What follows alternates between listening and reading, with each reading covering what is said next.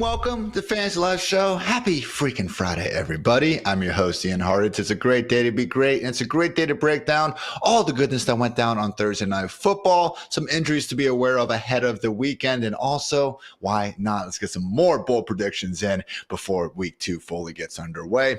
Joining me, as always, on the Fantasy Life Show, the one, the only Fantasy Life Director of Analytics, Dwain, the Rock McFarland. Dwain, happy Friday. Happy Friday. Happy H-An Day. Wow. Guy was questionable. Not sure what kind of workload he's going to have. Well, if his ankle holds up, guys, he's going to lead the way. Dude comes out here with 70% of the rushing attempts last night. So that was good to see. Other things in the game, not as fun to see, Hartitz. But yeah, we're going to break it all down. Obviously, prayers up for Tua Tagovailoa. Suffered his third concussion since 2022. Get healthy, man. So we're going to talk about the ramifications of all that on the Dolphins passing game here in just a few minutes. But first, Dwayne, you mentioned it, really was a night for running backs to ball out during the course of that Bills 31-10 victory over the Dolphins. Yes, Devin Achane, I was joking before the game, he's going to finish with either 3 fantasy points or 30 fantasy points and nowhere in between. And yeah, fortunately for our, bankrolls, Dwayne, he finished a bit closer to 30. But also James Cook going off with not 1, not 2, but 3 first-half touchdowns. So we'll stick with Achane to start, Dwayne, and just shockingly how much he was just being used down the stretch of the game. We knew he was going to have a chance to go make, some things happen out there, but were you surprised at how little we did wind up seeing of Jalen Wright and Jeff Wilson with Raheem Mostert sidelined? Yeah, I think this is a sign that if something does happen to Mostert long-term this season, you're really going to see Achane as the lead back in this backfield. Now, will he get to these levels, Ian, every week? I don't know. I mean, Jalen Wright is going to mature as a rookie. He'll probably end up carving out a little bit more. Things will be a little more fluid, but you can definitely count on Achane being the clear 1A, or probably the clear 1, and one of these other guys being the 2. At least that's the way that it would look, probably for several weeks, and then maybe we would see one of these other guys get some more carries. But yeah, last night, man, look, 70% of the rushing attempts, 63% of the snaps, and it could have been more than that. Like at the very end, now they played Achane later than I thought they would, given where the game was.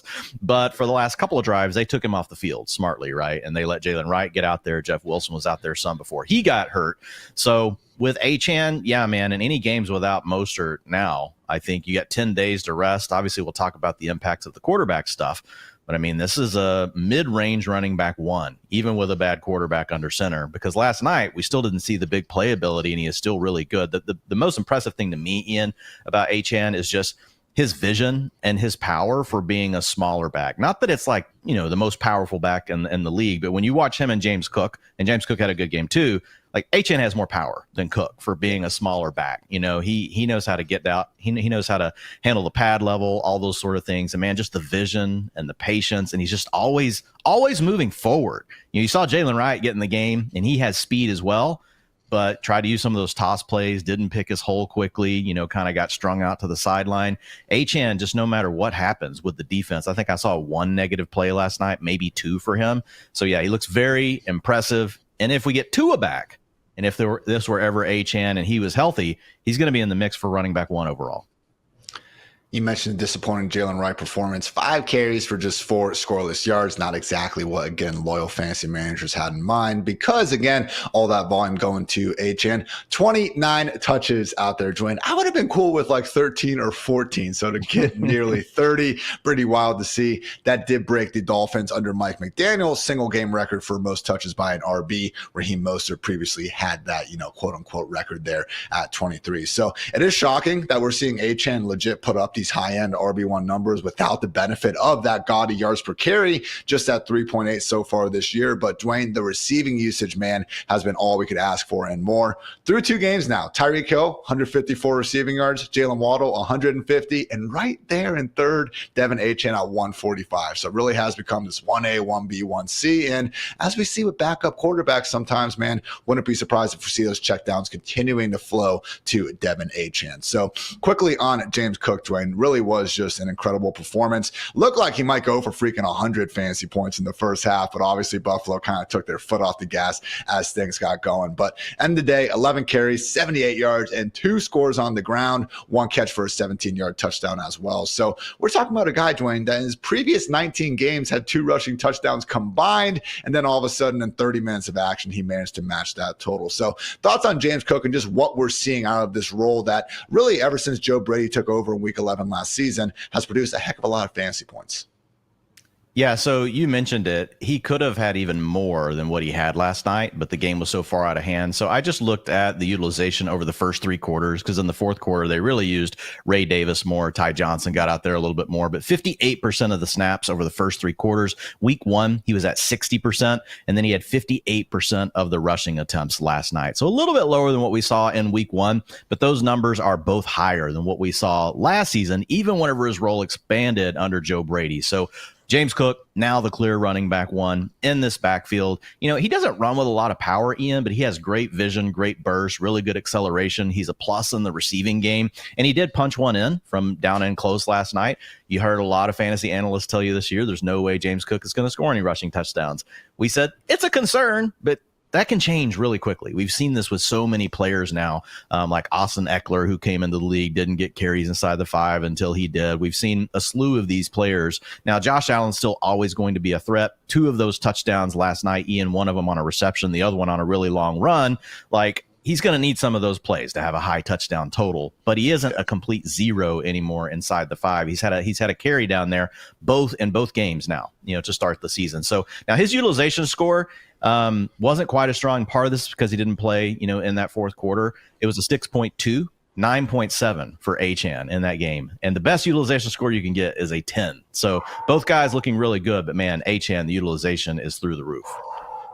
Yeah, I mean, look, only getting 12 touches for James Cook, still pretty freaking impressive to see him make that much of them. Since 2020, the only running backs we've seen score at least 25 PPR points with 12 or fewer touches: Devin Achane, Aaron Jones, my guy Cordero Patterson, and now James Cook as well. So truly great stuff there. And yeah, Dwayne, since Joe Brady took over again, 16.5 PPR points per game. That would be good for RB8 status last season. So last thing to get through with the Dolphins again. Had the incredibly unfortunate Tua Tagovailoa concussion, got a scramble, was looking like he did pick up the first down, and then basically ran right into DeMar Hamlin, and yes, suffered a scary concussion. So make a heck of a lot of sense, Dwayne, if we see Tua take at least the next 3 or 4 weeks off, man. They got the Seahawks, Titans, Patriots, and then a week 6 bye. So I would think he's not going to be back until week 7 at the earliest. And hell, man, we've even heard people say that Tua, after his 2022 concussions, was contemplating retirement. So, man,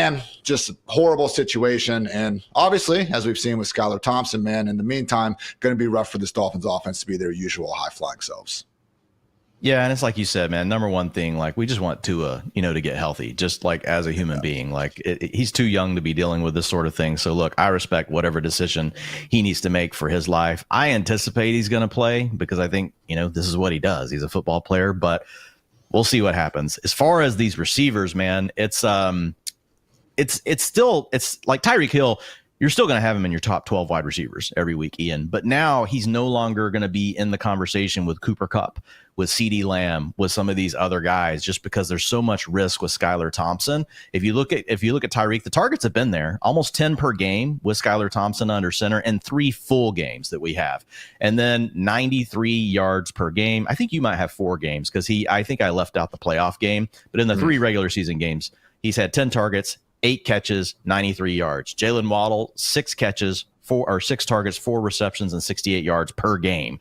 Now, 0 touchdowns for either one of these guys. So that's the problem. The big upside in this offense with Skylar Thompson goes away for these 300-yard, 3-4 passing touchdown games. Those are gone. I think these guys still have a little bit better floor than what people think with Skylar Thompson under center, but you just don't get the upside. So they're going to both take pretty significant downgrades in the ranks moving forward. I would say Tyreek Hill falls to mid-range wide receiver 1 status, and Jalen Waddle enters the wide receiver 3 conversation.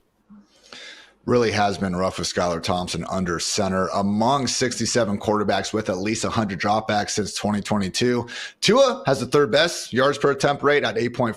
Skylar Thompson, 3rd worst at just 5.2. So again, get better soon, Tua. And yeah, it could be a bit of a rough stretch for this Dolphins offense in the meantime. So only other notes from the game, Dwayne, with James Cook kind of stealing all those touchdowns, wound up being a bit of a dud for Josh Allen. I'm looking at the numbers right now, and the 9.8 fantasy points points, his second lowest mark of the past 3 seasons. So, didn't have to do much out there. Not worried about him by any stretch of the imagination. But yeah, I'm sure Josh Allen, fantasy managers checking that box score, would have thought it was going a lot better for him than it actually was. Khalil Shakir led the way for Bills receiving with 54 yards on 5 targets. Also had Dalton Kincaid get schemed up some screens, 4 catches for 33 yards. Not ideal, guys. This has been a run-heavy offense. Actually, the league's second most run-heavy offense since Joe Brady took over last year. Just realized Kincaid's still a big part of it, just didn't have the biggest pie to exactly work from last night. Jonnu Smith, as everyone expected, outproduced, Tyreek Hill and Jalen Waddle with 53 yards on 7 targets. And yeah, I mentioned the Tyreek dud there. Just 24 receiving yards, his second fewest in a game since joining the Dolphins. In 6 games now against the Bills, Tyreek has averaged 55.8 receiving yards. He's literally doubled that up to 111.6 receiving yards per game and 31 contests versus everyone else. So that is the Thursday Night Football breakdown, everybody. Around the rest of the NFL, really didn't have too much going on of note. I mean, if you're into Shane Waldron calling tight end Cole Kmet one of the top tight ends in the league, I guess that's maybe relevant, but honestly, otherwise, nothing too crazy. Did have Arthur Smith clarify that Justin Fields is, not throwing over the middle because that was part of their game plan. Actually had a good quote, Dwain. Our Jason Bourne, TJ Watt wrecked the game. Theirs did not. And I thought it was a good time for that, meme of, hey, the worst person makes a great point, because yeah, Arthur Smith went out there, had a good game plan, obviously got the Steelers to win. Bengals cornerback Cam Taylor-Britt is talking trash about Xavier Worthy and the Chiefs, saying that all he brings to the table is speed. Yeah, Bengals cornerbacks, death taxes, and Bengals corners is talking all the smack about opponents. I appreciate it. And then finally, just a really cool note from the always great Mina Kimes over at ESPN. Defense is playing too high 60% of the time in week 1. Too high, meaning 2 deep safeties. Just 5 years ago, that mark was at 38.4%. So when you're seeing teams maybe not pushing the ball as far downfield, this is a good reason why, and something to keep an eye out for, I should say, in week 2 and beyond. So that's the news, everybody. And now a quick word to our friends over at New Era. Always got to get my Bears hat out for producer Swing. Go Bears. Hopefully things, don't suck as bad as it did last week for you guys. But it's a great hat either way. And shout out to New Era, because what's up, fantasy football fanatics? There's a new era at FantasyLife. Gear up for kickoff with the official cap of NFL sidelines from New Era Cap. This weekend's matchups are packed with fantasy implications. No matter which stars or teams you're backing, New Era has the gear you'll need to keep you in the game. From classic fitted caps to iconic snapbacks, New Era's premium designs and comfort let you showcase your team pride and style. Elevate your game day look now with the official cap of NFL sidelines from New Era Cap. Dwain, it's Injury Report Friday here on the Fantasy Life Show. I want to stress to everyone again, we are recording this at 9 a.m. in the morning, so we do not have the final injury reports just yet. Those usually come out around 4 to 5 o'clock Eastern. So when we are talking about this, it is not finalized. We can have things change, and we can also have, teams like the 49ers just decide to go rogue and do whatever it is they want out there. But that said, working off what we know now, the big quarterback injury of the week is going to be Jordan Love and the Green Bay Packers. Now, has not practiced on Wednesday or Thursday, back-to-back DMPs. That said, Matt LaFleur was saying the door is pretty open for him to potentially play this week. I don't think he's going to play on Sunday against the Colts, Dwain, but it does sound like this is going to be a shorter-term injury than perhaps we initially thought.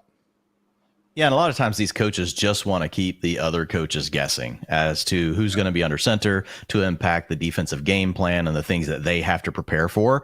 And often we hear this sort of rhetoric, and then once they set the first game, then the next week the coach is tired of answering all the questions, and they're just like, he's not playing the next week. He's like, all right, I'm not going through this again. Was it really worth it? So we'll see what happens here with Jordan Love. We never know for sure. There's parameters these coaches have to play within, and they're pretty broad. Like we saw it this week.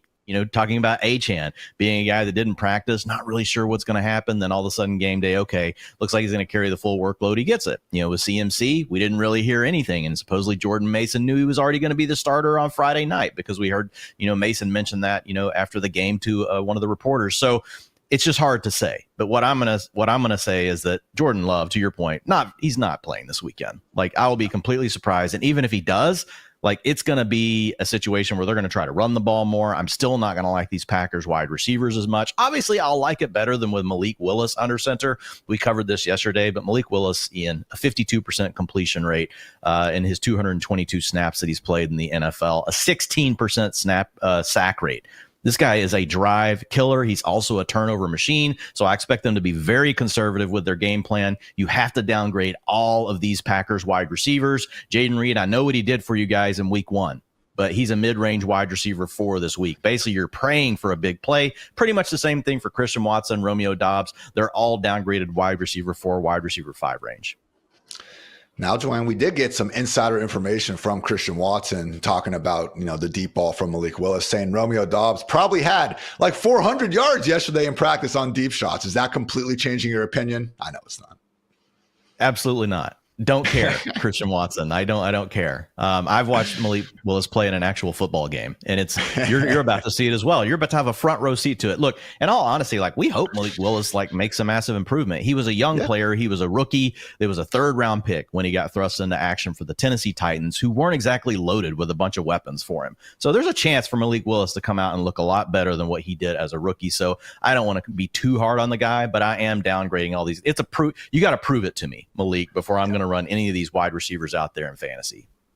And accordingly, Malik himself is just QB 25 or worse in our consensus ranks over at FantasyLife.com. So, hey, going from that Titans team to, an offense led by Matt LaFleur with weapons all over the place, you could see the potential upside path for a quarterback that we do know can run the football. But I'm with you, Dwain. Need to see it to believe it, except for a couple of fantasy leagues where I literally have no other choice in Superflex. So if you could be, good in a hurry, Malik, I would appreciate it. Only other, notable notes here at quarterback. We do have Kyler Murray fully expected to play, but he did pop up on the injury report with some full practices and a knee injury. So just keep an eye out on that. But when they're practicing in full, we're not too worried about it. And then probably out is Russell Wilson, who has been limited in practice this week, but we did already receive word earlier in the week from Mike Tomlin that the Steelers are expecting to start Justin Fields. So we'll see what happens with that calf injury, if he can gut it out for the revenge game. But for now, guys, looking at our ranks right now, Justin Fields, my QB 14 on the week. Dwain has him just a hair lower as his QB 15. So certainly someone at that borderline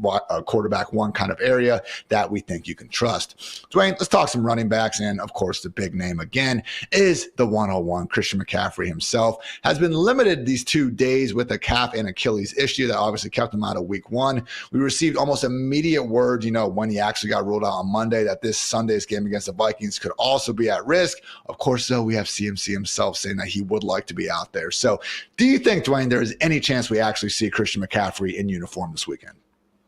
I have no clue. And neither does anyone covering the 49ers. Is there a team that really no one, knows anything about, like what we see with the 49ers? And I'm not blaming the reporters. It's obviously that Kyle Shanahan and this entire staff, they go out of their way.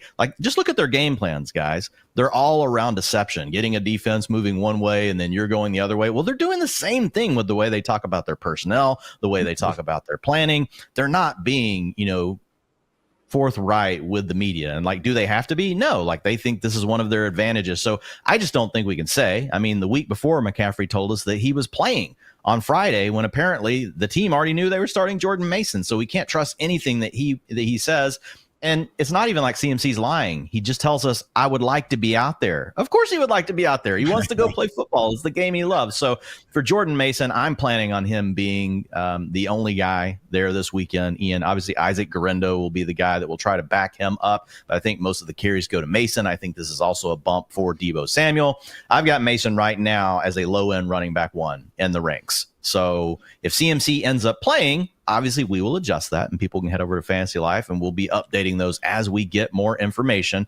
I think the big question for people, Ian, if CMC plays, are you just totally out on Mason? Or would you still think, CMC probably has a limited workload, so I'm going to keep Mason in that flex-worthy territory? That's the question I've been trying to think through is, what am I going to do with – because if you have CMC and he's playing, you're playing him. There's no discussion there. It doesn't matter where we rank him. You're playing him. But it's Mason. What do we do with Mason if CMC is going to be active? I think he gets down to that kind of mid-tier RB3 range. I'm looking at our ranks right now. We have Austin Eckler and Chuba Hubbard as RB34, RB35. I think I almost prefer taking Jordan Mason over those guys at that point in time. We're getting around 12 touches, probably all 3 parties, and I'll just kind of take them out of the 49ers offense. So depends on what we might hear from Jay Glazer and guys like that before kickoff. But as much as Christian McCaffrey, yes, if he starts, he is in all of our lineups, obviously, I would be very surprised if we see a Devin Achane situation where they have McCaffrey going out there and getting 30 touches. Yeah, I agree. Of course, we know nothing, and that's going to be what will happen when it comes to the 49ers. But I agree with you. I think that's the range Mason goes in, because if they want to really manage CMC's workload, and there's a lot of ways this happens, they get out to a big lead, they decide to just pull CMC off in the second half. That could equal a big game for Mason still. CMC aggravates the injury. Knock on wood. We definitely don't want that. But if it did happen, then there's more upside there for Mason. So I agree with you. Once you get into that range where you're talking about guys that are looking at 10 to 12 touches, Mason might push for that anyway, and there are paths to him still getting more. And you mentioned it, in an offense that we know is going to score a lot of points. 49ers currently 5.5-point favorites, and their implied team total at 26, higher than any other team other than the Lions, Chiefs, Eagles, and Cowboys. So certainly expecting plenty of points. And accordingly, if we do have no CMC again, really, guys, you could be hard-pressed to show Dwain or myself a lineup that should not have Jordan Mason starting. Right now, the only running backs we do have ranked ahead of him: Breece Hall, Bijan Robinson, Saquon, Jonathan Taylor, Joe Mixon, Isaiah Pacheco, Kyren Williams, Derrick Henry. I have Jahmyr Gibbs. Dwain has James Conner. So that is really pretty much it. So yeah, again, far more lineups than not. Almost every freaking one out there. Go ahead and do yourself a favor and just start Jordan Mason. Another key handcuff situation Dwain revolves around, guess what? Another NFC West team, the Seattle Seahawks. Kenneth Walker looking iffy out there. Has not practiced all week with that oblique injury, seemingly setting the way for Zach Charbonnet to go out there and get the RB1 job. So we'll see what happens. The Seahawks over the years have been a bit finicky with some of their injury report stuff. We have seen guys have the, double DMP to start the week and then actually get in a full practice and sometimes not even be on the final injury report. I messaged you last night, Dwain, as we were trying to set our lineups. I hope that with Pete Carroll out of the picture, we get some more straightforward injury reporting out of Seattle now, but again, not a given. So I personally, seems like, Kenneth Walker is not going to be out there. And if that's the case, man, Zach Charbonnet, not saying he gets up quite as high as Jordan Mason. We don't trust the Seahawks offense to quite the same extent, but man, Dwain, still going to be tough to keep him out of, anything other than the must-start territory. Yeah, high-end running back, too, is where I would put Charbonnet. If you're looking at our ranks right now, and I've got it sorted, by mine, but you guys can look at consensus. You can go by Ian's, whoever you want. Just check it out over at FantasyLife.com. But when you look at the guys that we know are going to get some volume here, Ian, we've got Rashad White. We've got Alvin Kamara. We've got Travis Etienne, who actually is sharing more of the volume. He moved down the ranks this week. And then you got, guys like J.K. Dobbins. So I'm going to slot him in ahead of J.K. Dobbins because Dobbins could still be splitting more of the time with Gus Edwards. I liked what we saw from Dobbins, but I think at this point, if we didn't have Kenneth Walker, I would expect a chance for 20 touches, a pretty locked-in chance for 20 opportunities, at least for Charbonnet, probably somewhere in the range of 16 carries, 3 to 4 targets, and it could be higher than that depending on the way the game script works out. The really plus thing here about Charbonnet, Ian, is the fact that this is a back that's been really good on passing downs. He's a guy that can be out there. He's not a liability in pass protection. He can run the 2-minute offense. He's got the size to work inside the 5-yard line. So he's got that 3-down skill set. He's not electric in any one of these facets, but he is good enough to be on the field in all of them, and he doesn't have a lot of competition behind him. Kenny McIntosh had a really nice preseason, so he would probably see a few extra snaps in the backfield, but I think you would have a shot here at Charbonnet being at a 65-70% snap rate, which means, again, you have to have him a high-end running back 2 territory, and if the game goes well, that would give him a chance to be one of the top 3 running backs on the week. I mean, last year in the 2 spot starts he managed to get without Kenneth Walker in the lineup, we actually had 85 and 88% snap rates. So new coaching staff and everything, it's not a guarantee that carries over. But based on the way they were riding Kenneth Walker in week 1, Dwain, I do think Charb is going to have that, close to an every down role and might make the most out of it. He actually did have better advanced numbers than Walker pretty much across the board last year. No, I don't think he has the same, one hitter quitter home run ability out there. But Zach Charbonnet, a day 2 pick as early as last year for a reason, would not be surprised at all if he manages to ball out. So David Montgomery, Dwain, he's, my RB16, your RB20. How are you feeling him versus Charbonnet? If I'm starting Charbs over Monty. Okay. Like Montgomery's going to be facing off against the Bucks, who can be a funnel defense at times. Yeah. They will stack the box against the run. They've got some big beefy guys with Vita Vea up front trying to shut down the things that David Montgomery does really well. And we know he's going to share time. So the guys I would move him ahead of in my ranks, I've got Dobbins at 19, Montgomery at 20. He's leaping them. I think the question is, do you put him ahead of Josh Jacobs, who's dealing with an injury? We'll talk about him in a minute. Travis Etienne, who basically split the rushing attempts last weekend with Bigsby. I think the answer is yes to both of those. And then that puts you at Rachaad White and Alvin Kamara. I think that's the range that he's in. I think he belongs with those. I think he's right there. Again, that'd be running back 13 to 15 in my personal ranks.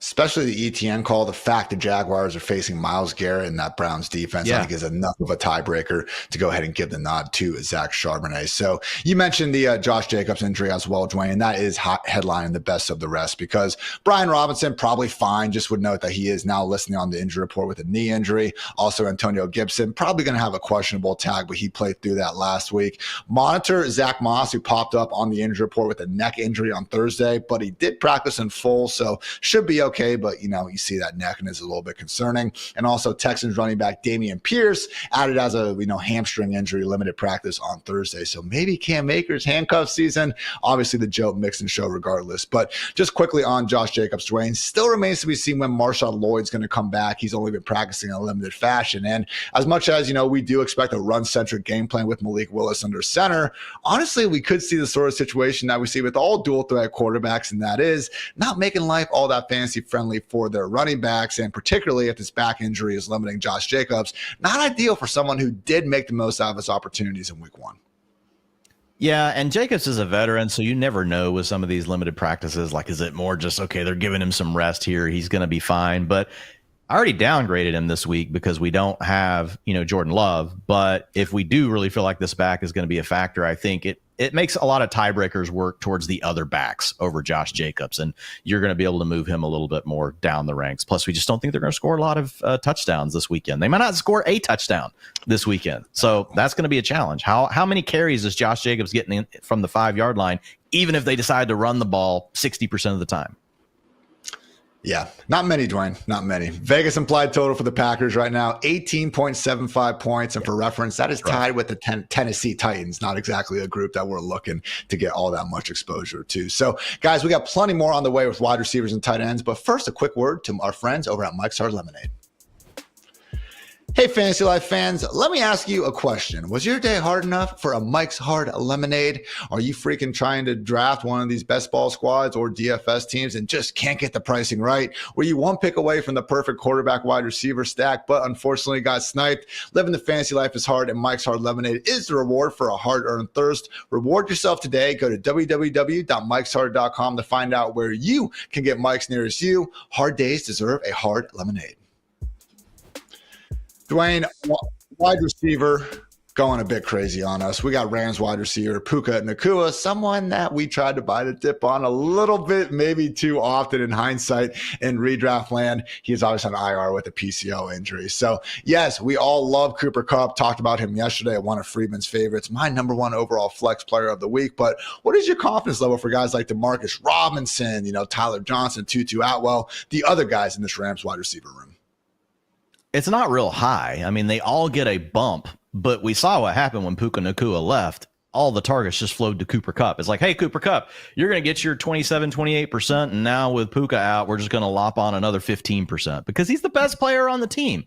And they scheme him up. They move him all over. Nobody was in motion more week one than what we saw with Cooper Kupp. They put him inside. They get him matchups against linebackers, safeties. They give him short, easy targets. Then they hit him on the deep crossers at the sideline. He made a great catch. So Cooper Kupp is going to soak up a lot of these. But the other guys, they do get an upgrade here, Ian. What I would say with Demarcus Robinson, put him in the wide receiver 4 territory, right? You're not sure what's going to happen with him, but he's going to be out there. He's going to play 92% of the snaps. He could come up with one of these 5 catches, 70 yards, and a touchdown kind of game. Like, I don't think you're going to be looking at something much better than that. That's probably his ceiling kind of game. But the floor is he could still just have 3 targets and 2 catches and 20 yards. Like, this offense does revolve around Kupp. So I am giving him a bump. Like Demarcus Robinson, someone you would have never been starting before this week. Yeah. Then the other name is Tyler Johnson. Last week, he had a 65% route participation because Puka Nacua left that game, and he had a pretty good target share. This is a guy that was he was really productive in college at Minnesota, and then he just kind of bombed when he went to the Bucs. He wasn't as early of a draft pick as a lot of people thought, so the NFL just didn't view him as a plus player. But I will say this is the perfect kind of scheme for him. What was the main thing that was always held against Tyler Johnson? It was his speed. And that is not the most critical element with the Rams offense. If you look at their best players at receiver, none of them are out here running 4.40s. These are guys that just understand what the defense gives them, and they're on the same page with Matthew Stafford. So he's the guy that I think actually offers the most upside. But we also saw in a game last year, Ian, where we had, or in some games where we had Cooper Kupp out. Originally, Tyler Johnson was one of the guys they were giving snaps to, and then next week they just all went away. So I don't think we can 100% count on it, but I would make him the name after Demarcus Robinson that I would want to look at. And if I was playing DFS or something like that, he's the name that I would probably focus on, because if one of them surprises with a really big game, I think it's more likely to be Tyler Johnson. Every time I see Tyler Johnson, I just remember Tom Brady screaming at him for one thing after another. I have never seen TB12 hate someone as much as Tyler Johnson. So again, not fully trusting Tyler this week, but Demarcus Robinson, Dwain's wide receiver 49, my wide receiver 44. Yes, going behind guys like Brandon Cooks, Jackson Smith-Njigba, don't get too carried away now. But Jerry Jeudy, and some players like that, yes, we can get more behind Demarcus Robinson.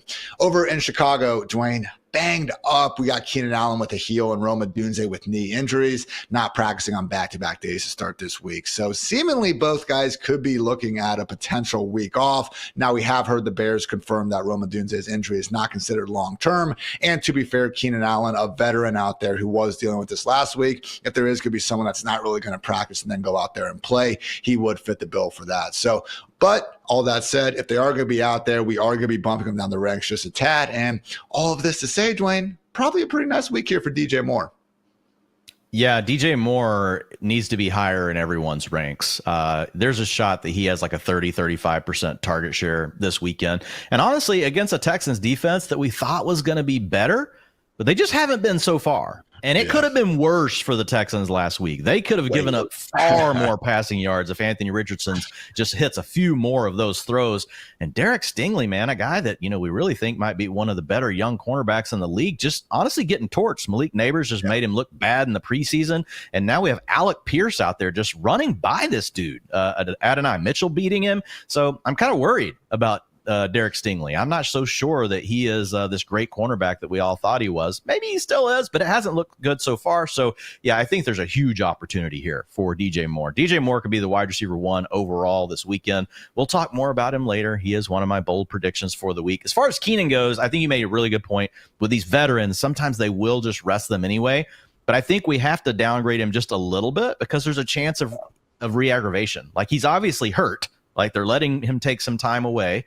But if he comes out there and he's healthy, like, he could still give you a wide receiver 1 performance. So you can't put him on your bench if you're playing in a deeper league. But if you're in a smaller league, you're in an 8-team, 10-team person league, you only got to start 2 wide receivers. There's a lot of ways Keenan Allen doesn't end up in your starting lineup this weekend because you just don't need the hassle of you suddenly look up in the third quarter and he's not in the game anymore. Okay. He could still be in your lineup. You'd have to show us. Obviously, maybe you waited on receiver or whatever, and he's the guy you got to have out there.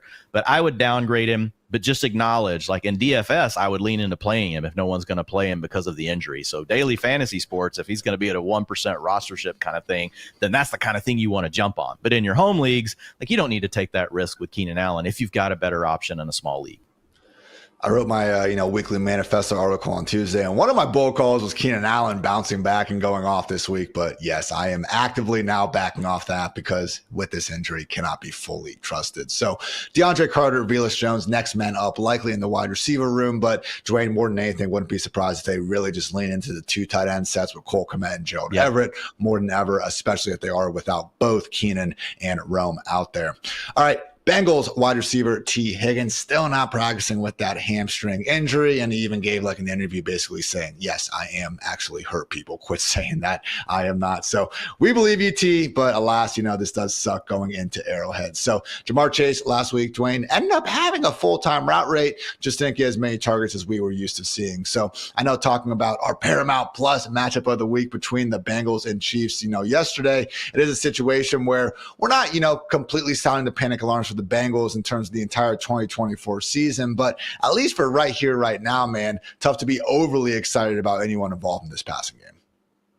Yeah, I mean, look, if you have Jamar Chase, you're playing him, and you're really hoping that last week was a flu thing and not him just trying to be on the field to log a game played, but not really being interested in playing. And I'm not saying that's the case. I have no clue. So if you're Jamar Chase's family, like that, totally not aiming at you. I'm just someone that I don't know. And I know that, sometimes you got to do what you got to do in the business world, to make sure that you're moving forward and that the Bengals don't have control of you for the next 2 seasons. I'm just saying you want that to be down to 1 after this year if you don't get your deal signed. So with Chase, there is some risk. But if he's out there, Ian, you're playing him. If it was just the stomach flu, to your point, like he had a great route participation. He was out there plenty, and we would expect him to look a lot better this weekend. So if he turns it on, Jamar Chase can be the wide receiver 1 overall in any week, right? So you're playing him. The question is, can you do anything with the rest of these guys? And if you were to play someone and you would need to be in a deep league, Ian, I'm talking 14-teamer, starting 3 wide receivers, Andre Yoshivas would be the name I would go to.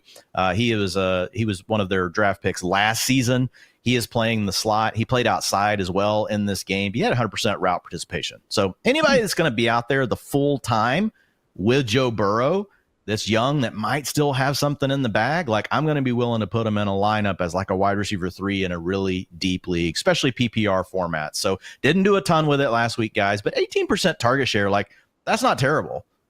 That's decent. That's like wide receiver 4 range. So with Burrow, I could see this guy coming up with a wide receiver 3 finish in PPR. After that, though, it's really tough. I don't see anything else with the Bengals offense that I would want to run out there from a receiver or a tight end perspective. They're really just rotating the rest of those players. Yeah, tight end really was a muddled mess, as honestly it's been over the past few years of the Zach Taylor experience. So again, those are the wide receivers where Puka's on IR. The Bears guys haven't been practicing. T. Higgins hasn't been practicing. Would indicate they're not going to be in the lineups. I am cautiously optimistic, Dwayne, that we are going to see Lions breakout wide receiver 2, Jamison Williams, out there. He has been limited this week with a knee injury, which isn't ideal because he wasn't listed on the injury report last week. But again, as long as you're getting those limited practices and hopefully getting upgraded to full by the end of the week, if he is, again, LP, FP, even with the questionable tag, I would expect him to be out there for this potential shootout against the Buccaneers. Yeah, and with JMO, like, look, the explosive playmaking ability is just so hard to ignore. And the Lions did really interesting things with him last week, aligning him from tight formations, getting him off the line of scrimmage some, Ian, and really using him on these in-breaking and crosser routes across the middle of the field, where basically it was like Madden back in the day whenever we had Randy Moss running down the field for the Patriots. And Dante Stallworth wasn't a great wide receiver, but he was really fast. And you just put him on a drag across the middle. It's like, I have a 2-read here. I'm either bombing it to Moss or I'm going to throw it underneath if they give me man coverage here if they give safety help across atop Moss and they give me man coverage against Stallworth, like I'm just dumping it off to him and letting him take off. And that's essentially what was happening last week with the Lions. And that wasn't all man coverage. Some of that was zone. But once you get the ball in JMO's hands, man, he is so explosive. So I really feel like they figured out some ways to unlock his game. So definitely one I'm going to be monitoring. But as long as JMO's suiting up, I don't think you can treat him as less than anything as a wide receiver 3, Ian. And obviously he has now shown us he has wide receiver 1 overall upside. Now, Amon-Ra St. Brown and Sam Laporta are not going away. They're 2 really good players. Jahmyr Gibbs, also a really good player as far as you're going to need to get him some targets. So I still think there is, when we talk about JMO, boom bust. There are still going to be bust weeks, but the problem is we have now seen how high the boom can be. And it's just not one that you want to have on your bench whenever it goes off, because it could be 25, 30 fantasy points. And it's similar to Xavier Worthy, where if you are going to be a bit more trustworthy of this boom or bust wide receiver 3 type, you should want to do it in one of the higher scoring offenses in the NFL, which is exactly what we have in Detroit. So JMO, my wide receiver 29, Dwayne's wide receiver 28. We have him ranked ahead of guys like Amari Cooper, Terry McLaurin, Deontay Johnson, Calvin Ridley, amongst others as we enter week 2.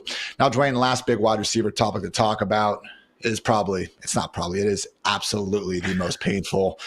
Giants rookie wide receiver Malik Neighbors popped up as a midweek addition with a knee injury. He was limited in practice on Thursday, and that would lead you to believe he suffered the injury in practice. So haven't heard that this is some, just absolutely catastrophic long-term issue. For all we know, he'll be full practice on Friday and be out there just fine on Sunday. But man, Dwayne, not ideal for a guy who didn't exactly get the workload we were hoping for in week 1. But man, just going up against Washington in week 2, this absolutely feels like, if healthy, the spot that he can truly break out in.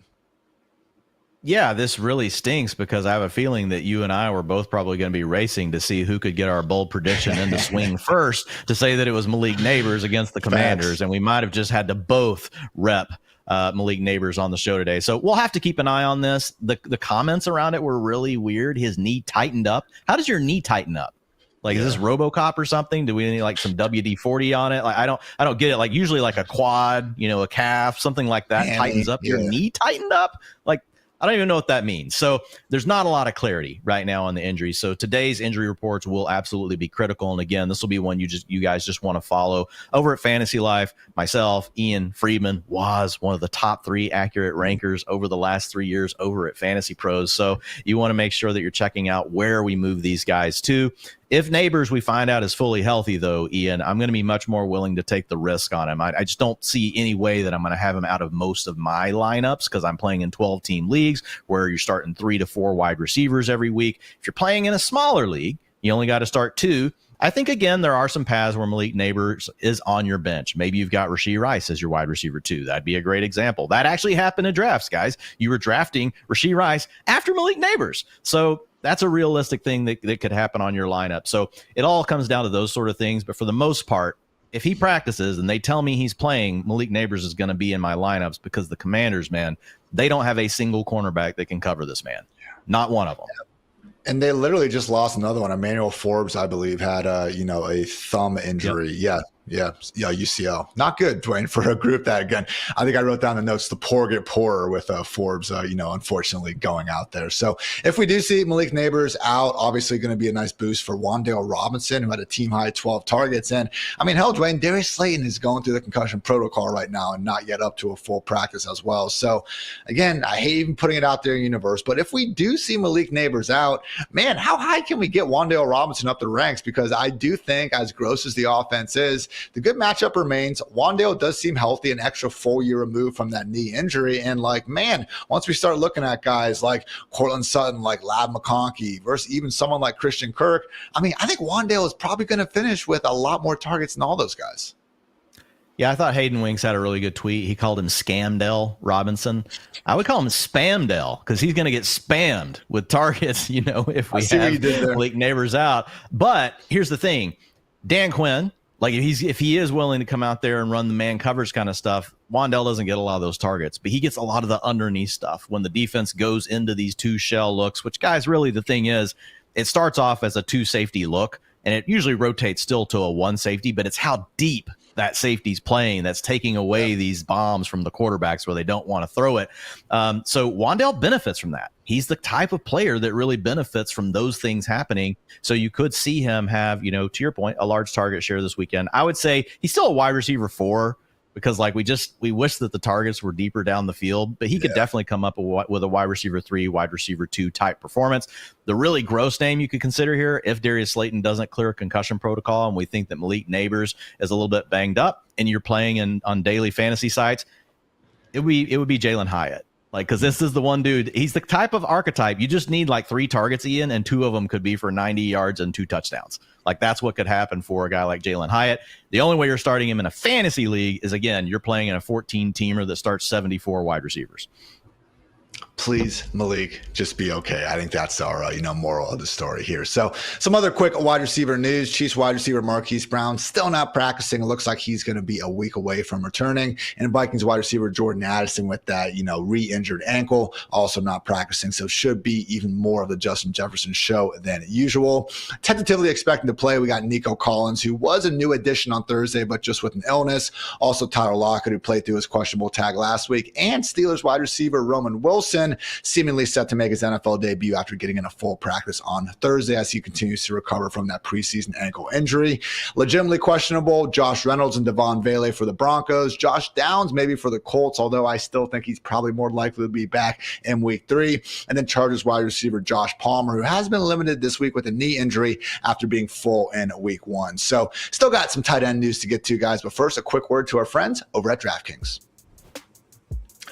Hey everyone, with the football season kicking off, it is the perfect time to dive into the action with our partners at DraftKings, the #1 place to bet on touchdowns. And right now, all new customers who bet $5 will instantly get $250 in bonus bets and 1 month of NFL Plus Premium on us. That's something we can all celebrate. Download the DraftKings Sportsbook app today and sign up using our promo code FANTASYLIFE. The crown is yours. And stay in on the action and use your $250 in bonus bets to bet anytime touchdowns on DraftKings. After all, DraftKings is the place to bet touchdowns. If sports betting is not yet available in your state, don't worry. You can still join in on all the fun with DraftKings Daily Fantasy and have the shot to win cash prizes. Download the DraftKings Sportsbook app now, and new customers use our promo code FANTASYLIFE and bet just $5 on any wager to get $250 in bonus bets instantly. That's promo code FANTASYLIFE only at DraftKings Sportsbook. All right, Dwain, I don't think we need a ton of time on tight ends, but we do have 3 notable kind of lower end tight end 1 names who have been practicing this week, and accordingly, we could see some backups in action. So David Njoku already been rolled out by head coach Kevin Stefanski for the Browns. Also have Cowboys tight end Jake Ferguson, who has back-to-back DNPs with a knee injury. And lo and behold, Dalton Schultz hasn't hit the practice field this week with an ankle issue. So if, Dwain, all 3 of these guys are out, how are you ranking the backups in Jordan Akins and then Luke Schoonmaker in Dallas and then Brevin Jordan in Houston? Because, not to push you to one particular direction, but Brevin Jordan is someone who we have seen make the most out of his limited opportunities over the years. Yeah, I think with the Cowboys, we can't do anything because we don't know for sure who will get those snaps. I think it will be split between 2 guys. So you just got to stay away from that situation. I would say that Houston, we know we've got the most upside in the passing game. And to your point, we have seen from Brevin Jordan, when he gets on the field, he's typically produced. He's probably going to be the 4th or 5th option on the team. But on an offense that could throw for 350 yards in any given game, we have seen Brevin Jordan come up with big plays, even when the offense was crowded last season. So he would be the top one. The next one would be Jordan Akins, and it's just simply by going and looking at the depth chart for the Browns. They're not even carrying another tight end right now on their active roster other than him and David Njoku. So obviously they're going to elevate someone from the practice squad, like a Cameron Latu or someone like that, maybe 2 other guys. But they're not going to get a lot of playing time. Last week we saw Jordan Akins get all of this work. So I do think that he will be the primary tight end, the primary receiving tight end for the Browns. The problem is, can we get excited about a Browns offense that couldn't even get the ball to Amari Cooper? Are we really going to run Jordan Akins out there? So probably not. So I think when you look at Brevin Jordan, he moves into the high-end tight end 2 conversation, Ian, and I would say Jordan Akins is really more of a prayer kind of play. I honestly would probably lean towards picking someone like Zach Ertz up off the waiver wire. He had good route participation. He had a nice target share last weekend. He just didn't score the fantasy points. So if you're hurting at your position and you're just looking for a 1-week stopgap, the name is probably Zach Ertz, not these guys. Well, Dwayne, some of us are in guillotine leagues where Zach Ertz isn't on the waiver wire, and we got to trust Jordan Akins, all right? So a little more positivity would be appreciated out here. But yes, moral of the story, if you can help it in more redraft leagues than not, shouldn't be starting any of these backups. So hopefully we do see, again, particularly Dalton Schultz, I think maybe has the best chance of getting back out there in action. If not Brevin, a decent boost, but even then could see Cade Stover splitting things up a bit with Brevin Jordan. I still think guys like Taysom Hill, and to Dwayne's point, Zach Ertz, probably going to be better flyers there on the waiver wire. So guys, that's going to do it for our injury report. Again, make sure you check out the updated ranks over on FantasyLife.com. But now, Dwayne, before we get into the weekend, time for some bold predictions. Now, guys, hey, this is a show where we're going to come to you and we're going to tell you how we did, and at least for one freaking week, Dwayne. We did great with the bold calls. I had Kenneth Walker going for 125 yards and 2 touchdowns. He finished with 109 yards and 1 score before getting injured. Had Jameson Williams going for 130 yards and a touchdown. Hand up, I was wrong. He went for 134 yards and a touchdown. Dwayne, you also hit Mike Evans going to the end zone twice, and Joe Mixon. You said 100 yards and a touchdown. My God, he had 178 and a touchdown. So I'm not sure if we're going to hit another one the rest of the season, Dwayne, but at least for 1 week, good job by us. Yeah, I mean, in the future, we just won't list the ones from the last week, if they're all wrong. No, we'll be accountable. But Looking at this week, Ian, there's several names. Like I honestly had to like really dwindle it down to get it to just two. And the name that I would want to start with this week would be at wide receiver. It would be DJ Moore, who we talked about a little bit earlier for the Chicago Bears. You're going to be playing against a Houston Texans offense that we know can pour on the points. They've also been struggling in the secondary. And now we're probably not going to have Rome Odunze on the field. And additionally, we could have a limited version of Keenan Allen. And even if Keenan Allen's healthy, Ian, and good enough, if this offense is down to two players, I'm in on it. Now, the big question is Caleb Williams. Caleb Williams is what makes this a little bit risky because he didn't have a good week one. So I'm chalking that up to, look, that can happen to any rookie quarterback. I expect Caleb to look a lot better this weekend.